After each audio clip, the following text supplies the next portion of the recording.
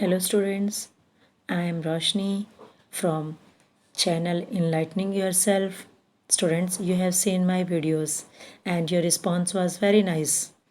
And most of the students told me that that your teaching way is very nice, ma'am, and it is very helpful for us. And your language used is very easiest language you are using for explaining. So students, now without wasting, I will discuss the topic 5 by 2 fabric. Listen student, when this chapter is completed, I will give you some MCQs. These MCQs are very important, and these MCQs you will see, the MCQs you will find in other exams also. ये important exams, कोई भी आप किसी चीज़ की Olympiads की तैयारी करते हैं, कोई अदर एंट्रेंस एग्ज़ाम्स की तैयारी करते हैं, उन सभी के लिए इम्पॉर्टेंट है। ये किसी न किसी एंट्रेंस एग्ज़ाम में आए हुए क्वेश्चंस हैं। तो ये जब पूरा चैप्टर कंप्लीट कर लेंगे, then you will watch the this MCQs, और आपको ये भी पता चल जाएगा कि आपको कितना चैप्टर समझ में आया। I hope it is clear. So without wasting let's will start. So students, you know that clothes, we are wearing clothes. Now these clothes are we wear are made up of, ये clothes किससे बने होते हैं students? Made of fabrics. आप clothes पहनते हो different, तो ये क्लोथ्स किससे बने होते हैं बेटा? फैब्रिक से। This are made up of fabric. Now fabric किससे बना होता है? फाइबर से। फैब्रिक किससे बनता है स्टूडेंट? फाइबर से। अब आपको बाद में आगे जाके मैं फाइबर से, एक बार तो हम चैप्टर की समरी में शॉर्ट देख रहे हैं किस तरीके से। So clothes made up of fabric which we are wearing in different seasons. Now this fabrics किससे बने होते हैं? फैब्रिक को बाद में हम अलग अलग क्लोथ्स में, उसमें डिज़ाइंस में चेंज करके, और हम अपने अकॉर्डिंग टू हमारे साइज़ उसको फिट कराते हैं। अब fabric is made up of fibres. Fibres are also बेटा टू टाइप्स। कुछ जो फाइबर्स होते हैं दे आर नेचुरल। क्या होते हैं? Natural fibre. And some are man made. Man made fibres को हम बोलते हैं synthetic fibres. What we call synthetic fibres. ना स्टूडेंट्स, नेचुरल में भी अगर मैं इसको कहती हूँ तो natural fibre also obtained from two things, that is plant also and animal. So जो कपड़े हम पहनते हैं, clothes which we are wearing, they are called fabric. Fabric बोलते हैं इसको। फैब्रिक किससे बना होता है बेटा? फाइबर से। वेरी थिन, यू कैन से थिन स्ट्रैंड्स। पतले पतले धागे से जो दिखाई देते हैं, बिल्कुल पतला। अगर आप सुई के अंदर जो थ्रेड डालते हो, आप उसको सेपरेट करके देखो तो वो सारे क्या हो गए? छोटे छोटे फाइबर से, फाइन थ्रेड्स। सो ये फाइबर्स जो होंगे ये भी टू टाइप के होते हैं। One is natural, other is man made. Man made को you can say, man made fibre को हम क्या कह सकते हैं? Synthetic fibres. SYNTHETIC, synthetic fibers. Man-made fibers are called synthetic fibers. Now, first we will discuss natural fibers. Natural fiber हम किससे obtain करते हैं students? Plants and animals. किससे हम obtain करते हैं? Plants and animals. Now we will see the next one. Plants से कौन से fibers मिलते हैं हम? So one is plant, other is animal. Natural fibre हमें कहाँ से मिल रहे हैं? प्लांट से और एनिमल से। ये फाइबर्स कौन से हुए? नेचुरल। सो प्लांट से हमें मिलता है बेटा कॉटन, जूट, एंड एनिमल से हमें मिलता है silk, then wool. Okay, now cotton और jute, these are obtain from cotton से। कॉटन हमें मिलेगी कॉटन प्लांट से, जूट हमें मिलेगी जूट प्लांट से। ओके, और एनिमल से हमें क्या मिलती है? Silk. Silk we are obtain from silkworm. What we, from where we obtain बेटा? Silkworm. And wool, wool is obtained from not a single, आपके दिमाग में सबसे पहले वर्ड आता है sheep. Sheep also, goat, camel. Now you understood. Now in this chapter what we will learn, how this fibres, natural fibres, जो भी हमें नेचुरल फाइबर्स मिलते हैं उसको हम फैब्रिक में कैसे कन्वर्ट करते हैं, what are the different different procedure. And second thing, चाहे हमें वो सिल्क मिले, वुल मिले, कॉटन, जूट, इनको हम फैब्रिक्स में कैसे कन्वर्ट करते हैं, what is their procedure. And second thing what we will see that what these different animals, so किसकी कौन कौन सी वेराइटीज़ की हमें इनसे वुल मिलती है, किस एनिमल की वुल बेस्ट वेराइटी की है। Okay, so in this chapter only we will learn this things, that is fiber to fabric. Now first I will tell you this is natural fiber. One I will we have discussed man made also, student. Now let's small we will take off natural fiber के बाद man made. Fibers are of two type I told. Fibers कौन से दो type के थे, natural fibre and man made. तो natural तो बता दिया, let's we will discuss about man made. Man made are called synthetic. No सबसे पहले जो मैन मेड फाइबर था student, that is called nylon. What is the name of that fibre, that is called nylon. So in 1931, कब बनाया था इसको, 1931। It was made without natural material, बिना किसी नेचुरल मटेरियल से। सबसे जो first, it was the first fully synthetic fibre. First fully synthetic मतलब कोई भी इसमें हमने नेचुरल फाइबर को नहीं लिया था, सारे मैन मेड फाइबर्स को लेके पूरा कंप्लीट सिंथेटिक फाइबर्स हमने बनाया। That is so first fully synthetic is nylon. And when it was made, so this fiber in 1931, so this nylon was very very strong. आप जैसे कहते हैं ना कि पैराशूट्स वगैरह बनाते हैं तो उसमें वहाँ पे नायलॉन का ही हम यूज़ करते हैं। ओके, कुछ रोप्स बनी होती है वहाँ पे भी हम नायलॉन का यूज़ करते हैं। सो वहाँ पे नायलॉन के फाइबर्स होते हैं रोप्स बनाने के लिए। Now see, if I will take another example also, polyester. Polyester is also a man-made fiber. Rayon, rayon is also a man-made fiber, but it is not fully बेटा। fully का मतलब इसमें natural fibre भी mix किया था और man made भी। और इस रेयन फाइबर को ही हम कहते हैं, what is the other name of this one, artificial silk. What we call this one, artificial silk. Understood. So what we have discuss, man made fibres, जो सबसे पहले जो मैन मेड फुली कंप्लीट जो synthetic था, sorry complete जो synthetic fibre है that is nylon. इसको बनाने के लिए हमने कंप्लीट आर्टिफिशियल लिया यूज़। जैसे ये किससे बना था, made nylon, it was prepared from coal. Nylon को बनाने के लिए हम किसका यूज़ किया students, coal, water and air. So nylon को बनाने के लिए हमने कोल, वाटर एंड एयर, इन चीज़ों से मैन ने, मीन्स हम लोगों ने एक कंप्लीट मैन मेड फाइबर बना दिया जो कि हमारे अर्थ पे था ही नहीं। अब जूट है तो जूट प्लांट से हमें नेचुरली मिल गया, हमें कुछ करने की ज़रूरत ही नहीं पड़ी।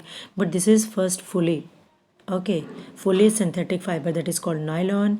इट वाज, अगर कई एग्जाम्स में पूछ लेते हैं नायलॉन किस चीज़ से बना हुआ है, so remember this topic word, coal, water and air. Okay, ज़्यादातर एग्ज़ाम्स में, कोई भी एग्ज़ाम हो स्टूडेंट्स, अगर कोई एंट्रेंस की भी तैयारी करे किसी अदर एग्ज़ाम्स में के, so you can watch this videos also, all my videos. In all I am explaining side by side what is the important. I hope it is understood. So rayon का, what is the other name of rayon, that is called artificial silk. rayon को हम क्या बोलते हैं, artificial silk। क्योंकि silk costly होती है तो सिल्क जैसा ही हमने एक मटेरियल बनाया था जिसको हमने बोला rayon, and it is not that much costly. Silk की बेटा आपने साड़ियाँ देख रखी होगी, साड़ीज़ वगैरह आपकी मदर्स डालते हैं, सिल्क के सूट वगैरह भी होते हैं। Okay, so these are very very important. Silk is very important and silk is costly also. So एक और फाइबर्स बनाया था मैन ने, जिसको हमने synthetic, this is also synthetic, but ये कम्प्लीटली सिंथेटिक नहीं था, इसमें कुछ क्या यूज़ हुआ था, नेचुरल मटेरियल। जो पेड़ से हमें ऑब्टेन करते हैं, जिसको हम बोलते हैं वुड पल्प। क्या बोलते हैं student? Would. I will write here. First write the word wood. That is wood pulp. What I told? Wood pulp. Okay. So I hope this topic is clear. We will see the next one. Now you will see, students, that here the ship which we have seen around, that so what the outer of the skin present, on the outer of the body there are present some, what are present there, students? On the outer body of the this shape you will see some hair like hairs जो present होते हैं। Actually this hairs are called fleece. उनको हम क्या बोलते हैं? Fleece. We will not say them hair of the sheep, hair of the camel. So this fibres are obtained from animals. So wool is obtained from, wool कहाँ से हम obtain करते हैं? शेप और याक। शिप से, याक से, यहाँ से हम वुल ऑब्टेन करते हैं। बट ये वुल कहाँ होती है? उनकी बॉडी के आउटर मोस्ट पे, स्किन के ऊपर छोटे छोटे थ्रेड्स की तरह हमें दिखाई देते हैं, धागे की तरह से। Actually these are not hairs, we call them fleece. Now what will happen, you have seen that some of the animals they are living in the winter areas also, जैसे कश्मीरी गोट है वहाँ पे, याक। सो ये कहाँ है? कश्मीर में, तिब्बत में, इन जगह पे हमें मिलती है। So this actually this coat you can say this outermost the which you are seeing hair, ये जो आपको आउटर मोस्ट में दिखाई दे रहा है इसके ऊपर, सो ये क्या है स्टूडेंट्स? ये इसको प्रोटेक्ट करती है उनकी बॉडी को फ्रॉम कोल्ड। जो यहाँ पे कोल्ड, जो ठंड पड़ रही है उससे इसको बचाती है। हाउ? क्योंकि जो इन हेयर्स होते हैं स्मॉल स्मॉल, इन हेयर्स पे क्या होता है? You see hair trap a lot of air. This is very important. How does animals protect them from extreme heat and cold? Heat and cold से कैसे बचाते हैं? Because they have a long thread like structures, what I call that hairs को क्या बोला था हमने? Fleas. अब now this fleas what happen, तो आप इसको हेयर भी बोल दो अगर फ्लीस नहीं बोलते हो, but remember this word. Okay, so coat of hair जो होता है ये इन एनिमल्स को प्रोटेक्ट करता है। Okay, now this protect, how they will protect them? So here trap a lot of air. ये एयर क्या है? बहुत सारी एयर इनके अंदर समा जाती है, क्योंकि वहाँ पे क्या होता है? एयर के लिए काफ़ी गैप्स होते हैं। ओके, सो अब ये गैप के अंदर से हेयर ट्रैप हो गई। किसके अंदर हेयर ट्रैप हो गई बेटा? एयर ट्रैप हो गई इन हेयर्स के अंदर। क्या ट्रैप हुई है? एयर। अब हमें क्या मालूम है कि एयर क्या है? पुअर कंडक्टर है। एयर क्या है बेटा? Poor conductor, poor conductor of heat. अब पुअर कंडक्टर ऑफ हीट है तो हमारी बॉडी की हीट को ये सराउंडिंग में ट्रांसफ़र नहीं होने देती, सराउंडिंग में ट्रांसफ़र नहीं होने देती। ये नेक्स्ट चैप्टर हम इसका देखेंगे कि कैसे ट्रांसफ़र होते हैं। जैसे आपने एक कप रख रखा है चाय का। ओके, अगर आप थोड़ी देर तक चाय नहीं पीते, पहले इसमें से गर्म, आपने देखा होगा एयर्स भाप से निकल रही होती है, बट आफ्टर सम टाइम अगर आप उसको 1 घंटे तक नहीं पीते तो वो बिल्कुल क्या हो जाएगी? ठंडी हो जाती है। कैसे हुई ठंडी? क्योंकि ये हीट कहाँ ट्रांसफ़र हो गई? एयर के अंदर, हमारे सराउंडिंग में ट्रांसफ़र हो गई। ओके, यहाँ से हीट ट्रांसफ़र होती रही क्योंकि यहाँ पे एयर टच चाहिए। अब ये हीट तो ट्रांसफ़र हो गई, तो इसी तरीके से बॉडी की एयर को, बॉडी के अंदर जो इनमें फ्लीस जो है, ये जो हेयर्स है, इसके अंदर एयर ट्रैप है और एयर पुअर कंडक्टर है, तो बॉडी के टेम्परेचर को क्या है? बाहर, बॉडी की हीट को बाहर ट्रांसफ़र नहीं होने देते, बिकॉज एयर पुअर कंडक्टर। अगर ये गुड कंडक्टर होता तो यहाँ से इसके ट्रांसफ़र यहाँ हो जाती, बट यहाँ पे ये ट्रांसफ़र नहीं हो पाती बिकॉज एयर क्या है? पुअर कंडक्टर है। सो बॉडी की हीट यहाँ ट्रांसफ़र नहीं होगी तो हमारा बॉडी का टेम्परेचर एज इट इज़, हमें गर्माहट मिलेगी and we will feel warm in the places where there is very very cold. Now next is how will you identify? हमें कैसे पता चलता है कि ये नेचुरल फाइबर है, ये मैन मेड फाइबर्स है? कुछ तो कुछ हम टेस्ट करके देख सकते हैं उसको कि नेचुरल फाइबर्स कैसे होता है, आर्टिफिशियल फाइबर्स की हमें कैसे पता चलेगा। तो स्टूडेंट्स मैं आपको एक टेस्ट बताती हूँ। कि ये वुल जो आपने मम्मी जो स्वेटर बना रही है या आपने जो कपड़ा डाल रखा है वो फैब्रिक जो है वो नेचुरल है या मैन मेड है। सो नेचुरल में अगर मैं बात करूँ कॉटन, अगर आप कॉटन कोई भी कपड़ा लेके आते हो और वो person what the person will say that this is pure cotton, अगर वो प्योर कॉटन होगी और उस प्योर कॉटन के छोटे से पीस को मतलब जो कपड़ा आपने खरीद रखा है जो फैब्रिक यू हैव परचेस्ड उसका आप छोटा सा पीस काट के आप उसको क्या करोगे स्टूडेंट, बर्न, आप उसको बर्न करोगे, हीट प्रोवाइड करोगे। तो जब आप इसको हीट दोगे, जैसे ये कैंडल है, कैंडल की फ्लेम पे मैं इसको बर्न कर रही हूँ, what is this, this is cotton. Cotton को मैं कैंडल जला के यहाँ से इसको बर्न कर रही हूँ।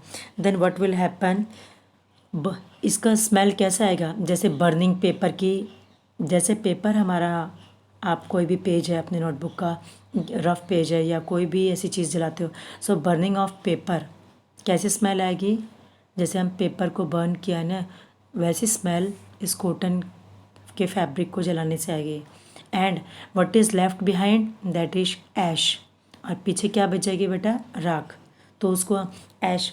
सो the residue left by, residue means जब आपने इसको कॉटन के कपड़े को मीन्स कॉटन के फैब्रिक को आपने जलाया तो उसका स्मेल कैसे आई, ऑर्डर, उसको हम बोलते हैं बेटा order, ODOUR, order means smell.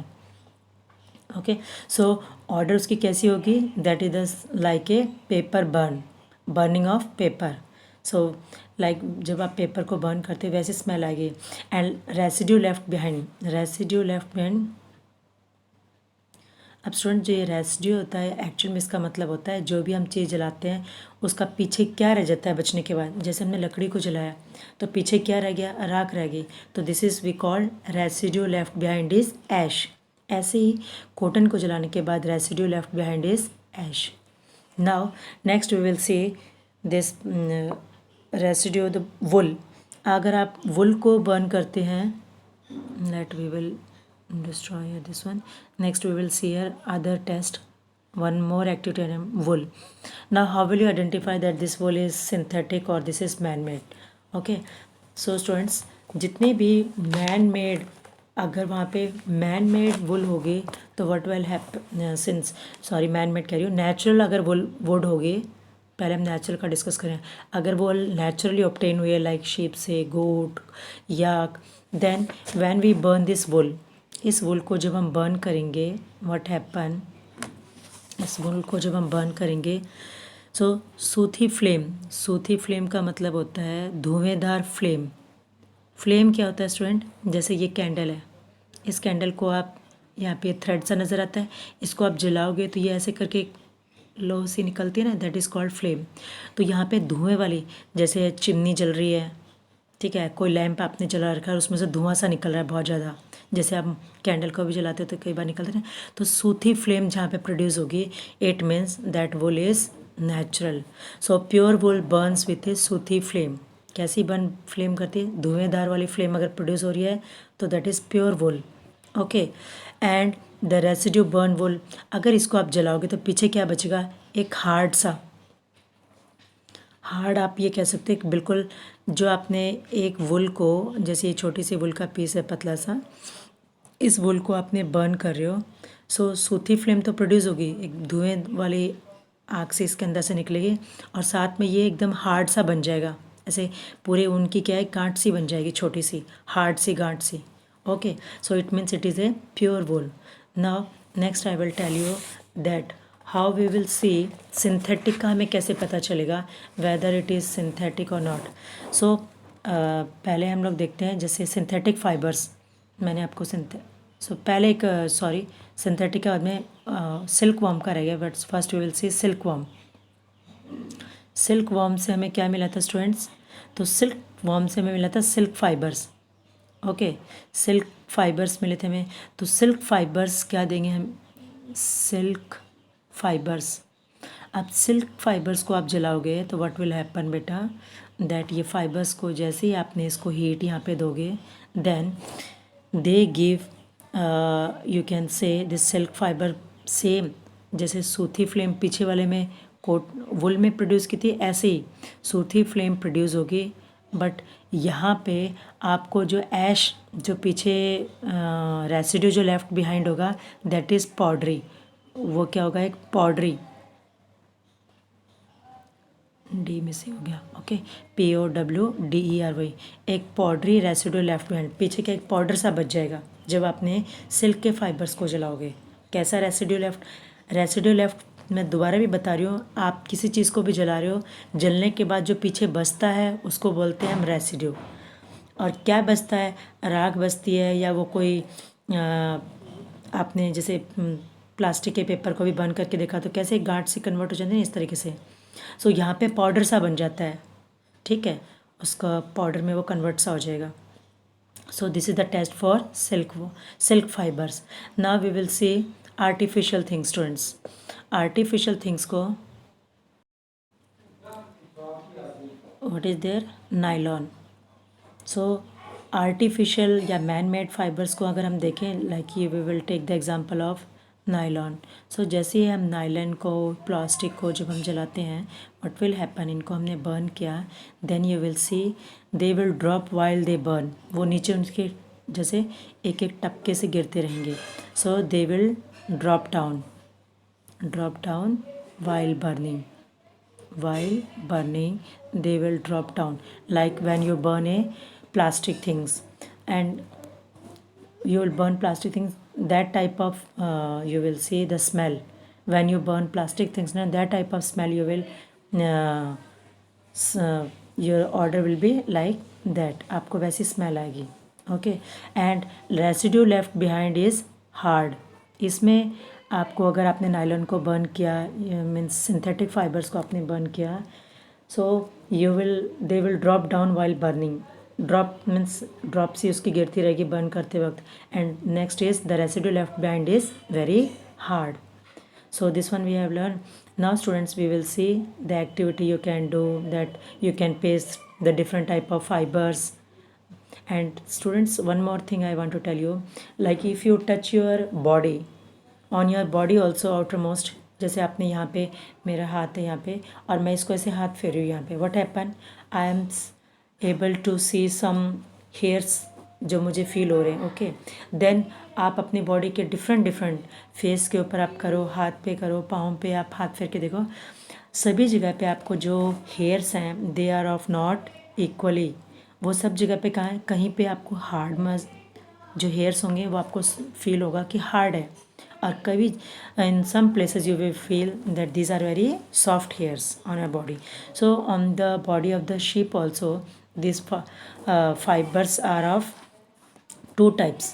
So you will see that there are two type of fibers present on the sheep body.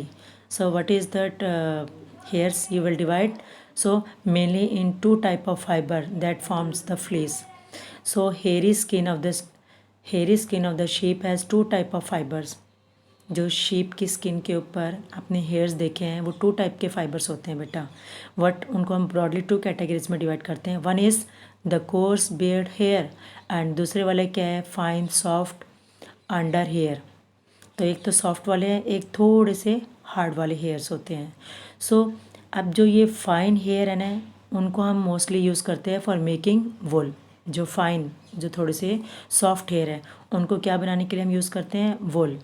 अब व्हाट वी आर डूइंग, जब ब्रीड और sheep possesses only fine under hair, so हम ऐसी sheep को, या ऐसी आप कह सकते हो गोट, कैमल, जो भी है जिसे हमें वुल ऑब्टेन करनी है, तो ऐसी वेराइटीज़ को चूज़ करेंगे तो जिस पे हमें मैक्सिमम क्या मिले, फाइन और सॉफ्ट हेयर मिले। सो वहाँ पे हम क्या है, उसकी सिलेक्टेड वेराइटी रखते हैं।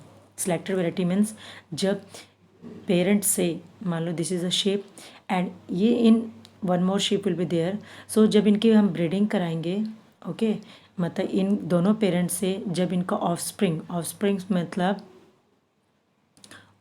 मतलब आप कह सकते हो इनका यंग वन, जो इनका बच्चा होगा, तो वो हमें कैसा मिलना चाहिए कि उसकी mostly special character in their offspring, उनके ऑफस्प्रिंग में ऐसे कैरेक्टर आने चाहिए ताकि उनकी बॉडी पे क्या हो, मैक्सिमम सॉफ्ट अंडर हेयर्स हो in the ship.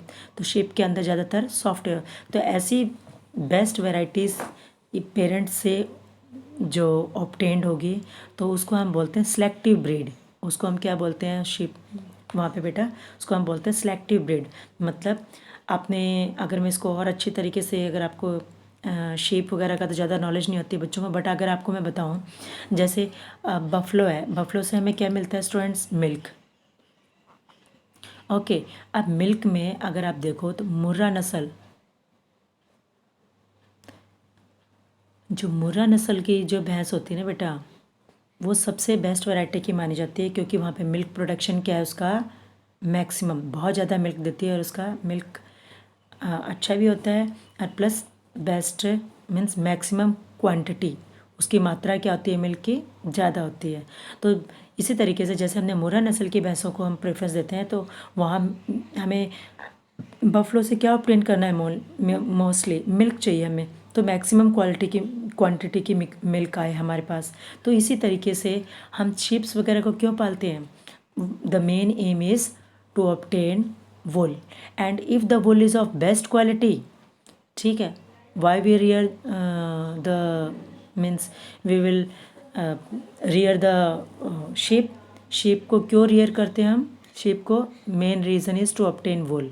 If the wool obtained is very soft, so the market price is also high. So market price भी क्या होगा इनका स्टूडेंट? हाई होगा। सो हम मेनली हमारा aim is soft hair like fibres obtained, so we will use selective breed, ताकि जो हमने शिप पाल रखी है तो उससे जो नेक्स्ट वन जो उसका बेबी आए शिप का, वो बिल्कुल क्या हो, उससे भी हमें सॉफ्ट वैरायटी की हमें वुल मिले। So this is selectively selected characters ही हम चाहते हैं कि एक शिप से नेक्स्ट शिप उसके बच्चे में भी वही कैरेक्टर्स आए जैसा हम चाहते हैं। तो वहाँ पे हम जो सिलेक्टेड ब्रीड्स को पालते हैं उनको बोलते हैं हम selective breeding. I hope you clear this one. Now you will see that this topic you can see here, that animal that yield wool। अब ये मैं आपको बता चुकी हूँ कि एनिमल जो मोस्टली हम वोल यील्ड करते हैं, तो ये कोई एक जगह पे नहीं मिल सकती, हमारी कंट्री के डिफरेंट आप देख सकते हो वहाँ से हमें मिलती है, different state like Kashmir also, Rajasthan also, Haryana, then Sikkim, then hilly areas of our countries, Ladakh, Tibet. From here, there you will see there are several breeds of sheep are found, different parts of the country, and there are different breeds. So the fleece of the sheep is not the only source of wool. So the wool commonly available in the market is, so जो अगर आज के time पे अगर मैं कहूँ तो fleece of ship is not the only source of wool, कि वुल हमें केवल शिप से ही नहीं मिल रही है, वुल हमें किससे मिल रही है? याक से भी ऑब्टेन कर रहे हैं स्टूडेंट हम। Okay, now we are obtaining this one from goat also, camel. So there only we cannot say that the sheep is the only source of wool. So there are different other things, other animals also from where we will obtain this wool. So you will see Angora goat. What you will say here, student? Angora goat. So Angora goat जो wool what is है, angora गोट है, और angora वुल जो है ना, एक angora rabbit से भी हमें मिलती है। सो ऐसे ही angora goat is found region of Jammu and Kashmir, ये मोस्टली जम्मू कश्मीर में मिलती है। और अंगोरा गोट एक अंगोरा रैबिट भी होता है, angora rabbit is also there. So इस रैबिट को मोस्टली रियर पालते क्यों हैं? For obtaining very finest variety of, बिल्कुल फाइन वैरायटी की वुल ऑब्टेन करे। और अंगोरा जो रैबिट है, ये वैरायटी ऑफ डोमेस्टिक रैबिट है स्टूडेंट ये। और इसको क्यों पाला जाता है? सॉफ्ट हेयर, इसकी हेयर्स जो होते हैं ऊपर वेरी क्या होते हैं स्टूडेंट? वेरी सॉफ्ट होते हैं। और सॉफ्ट फाइबर्स जो इनसे जो सॉफ्ट फाइबर्स हमें मिलते हैं, उनके किसके हम कपड़े बनाते हैं? मोस्टली यू कैन से इन्फेंट्स मतलब जो baby 1 month 2 month 3 month 5 month ऐसे जो बेबीज़ होते हैं बिल्कुल छोटे छोटे, उनको ये मोस्टली जो क्लोथ्स उनके बनाते हैं वो अंगोरा रैबिट से बनाए जाते हैं। अंगोरा रैबिट के जो फाइबर्स होंगे, अंगोरा रैबिट से जो फाइबर्स हमें मिलते हैं which are very very soft, so उन फाइबर से इन्फेंट्स के क्लोथ्स मोस्टली बनाए जाते हैं, very young babies. Okay, so these are very very important. Now you will see here one more word, that is mohair. You see students, mohair. This mohair is a fleece obtained from मोहर की जो mohair है, it is a variety of goat. Mohair क्या है बेटा, एक गोट की variety कोई नाम है, मोहर गोट, ठीक है। सो मोहर द फ्लीस, मोहर क्या है, mohair is a type of fleece, एक टाइप की ये क्या है, फ्लीस है, taken from angora goat. This is taken from angora goat. So angora goat से हम क्या ऑब्टेन करते हैं, एक टाइप की fleece, that is called mohair. Now mohair क्या है, फ्लीस है, which is obtain from angora goat. So mohair कहाँ से ऑब्टेन करते हैं हम, अंगोरा गोट से। Now student, this is very tough and strong. This mohara wool is obtained, this angora goat. So the fleece, this mohair, the fleece taken from angora goat is very tough and strong. This is very very tough and strong also. This is very tough and strong. So the mohair, मोहर क्या है, the fleece है, कहाँ से obtain किया, angora गोट। कैसा है ये fleece, this is very tough and strong and it is used for making garments and home furnishings. Home furnishings और गारमेंट्स बनाने के लिए हम इसका मोहर का यूज़ करते हैं। Now you will see that there is also a another time that is called Kashmiri. बेटा what we call that, Kashmiri वुल, कश्मीर से मिलती है हमें, इसको हम कहते हैं कश्मीरी, कश्मीरी वुल। कश्मीरी वुल है, ये फाइनेस्ट वुल है, फाइनेस्ट मीन्स बहुत अच्छी टाइप की फाइनेस्ट वुल है। Okay, Kashmiri wool is the finest wool and is obtained from, ये कहाँ से, कश्मीरी गोट से। कश्मीरी वुल हमें वेरी फाइनेस्ट वुल है and it is obtained from Kashmiri goat. कहाँ से ऑब्टेन होती है वो, कश्मीरी गोट से। And student, where it is found, in Kashmir region, Kashmir region में ये हमें गोट मिलती है। And this wool is also known as pashmina, इस वुल को हम बोलते हैं pashmina. So what we call this wool, pashmina wool. So this pashmina wool is woven, pashmina wool से हम क्या बनाते हैं, शॉल्स, तो उसको हम बोलते हैं पश्मीना शॉल्स। और these are very light weight, light weight, बहुत ज़्यादा लाइट वेट के होते हैं और बहुत ज़्यादा वार्म, एकदम गर्म भी होते हैं। And these are of you can say these are very costly also. So what I told, this Kashmiri wool is of finest wool, finest means बिल्कुल फाइन होती है ये, and it is obtained from Kashmiri goat and this wool is called pashmina wool. Pashmina wool से क्या बनाए जाते हैं, pashmina shawls. ना पश्मीना शॉल्स कैसे होते हैं बेटा, बहुत वार्म होते हैं, बिल्कुल लाइट वेट के होते हैं, बिल्कुल light weight and it is they are very costly. एक शॉल्स आपको 5000 के आसपास का भी रेट हो सकता है, अगर वो उसमें मिक्स ना हो कोई other wool, only pure Kashmiri हो तो, पश्मीना वुल हो तो, ठीक है। So next I will tell you that this wool which we are seeing here, the fur, I have done this one. Now you will see the fur hairs on the body of the camel is also used as wool. Now llama and alpaca found in South America and also yield wool. So there are camels are also we will obtain for wool. Camel से भी हम what will obtain from camel, that is also we will yield wool also. Now is used as a wool, जैसे यहाँ पे इसके name show नहीं कर रखे, but there is llama, alpaca and found in the South America. So these are also very nice. So you will collect the pictures of these animals, angora goat here, goat, camel, and you will see the local languages what these animals called, and find out the map in the India's map where these animals are mostly found. Okay, so find out the market, the place on the map where these animals that provide wool, ये कहाँ पे है. आप इनको India के map पे भी search कर सकते हो, ये एनिमल्स कहाँ कहाँ पे मिलते हैं, which animals have finest wool. So you will see here. So next topic we will start from the next time, from fiber to wool. Fiber से हम कैसे wool obtain कर सकते हैं. So students, we have discussed this one. So these pictures you can see here, yak, camel, llama and alpaca, all these ones. So now I hope this topic is clear. Now we will thanks for watching my videos. Lot of